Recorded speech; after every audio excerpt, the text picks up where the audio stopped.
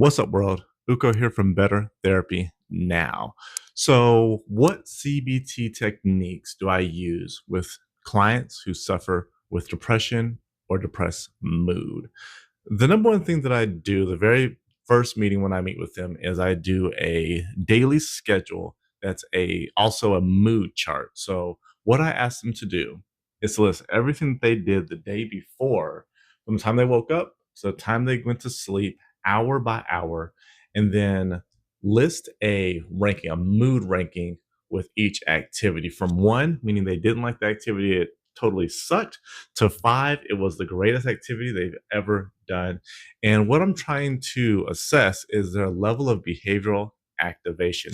How active are they from day to day? And then what's the mood associated with each of those activities? And what I try to, I guess, a goal that we create together is to just add more activities that they're ranking a four or a five, or that they are more engaged in. And I'm always encouraging them and helping them brainstorm different things they can try. I'm a firm believer that there's a whole lot of things out there that you're in love with. You just have to do them once.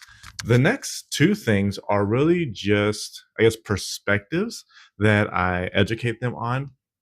First one is action precedes motivation. When somebody is in the face of depression, it's very difficult to get over that hump to just try to do stuff or take action on something. And there's a belief, kind of like a negative thought pattern or a negative belief, that you're going to be motivated and that you should just wait for motivation to do things. So I really challenge that and get them to start journaling or to start meditating, even if it's in the session there, just to kind of get them acting on it, and teach them that if they start to act and take action, then the motivation is more likely to develop.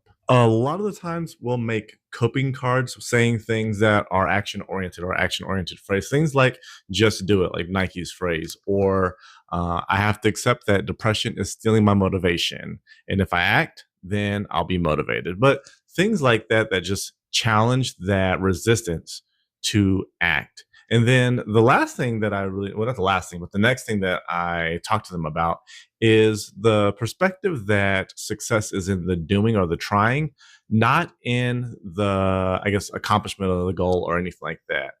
Just taking steps and trying something, and even kind of taking small bites of that elephant, there's success in that. And we try to reframe, as we talk about like the previous week or the previous month, we reframe our thoughts about how we're doing things to, I guess, align with the perspective that success is in the doing or success is in the trying. Many people, when they are in the face of depression or struggling with depression, get really tied up in outcomes, especially if those outcomes are associated with other people that they're comparing themselves to. So we're trying to kind of separate ourselves from, I guess, being tied down by outcome focus and being more in tune with trying focused and like habits and what we're doing and the actions that we're taking from day to day. And it's really a matter of that perspective of tying our actions to success.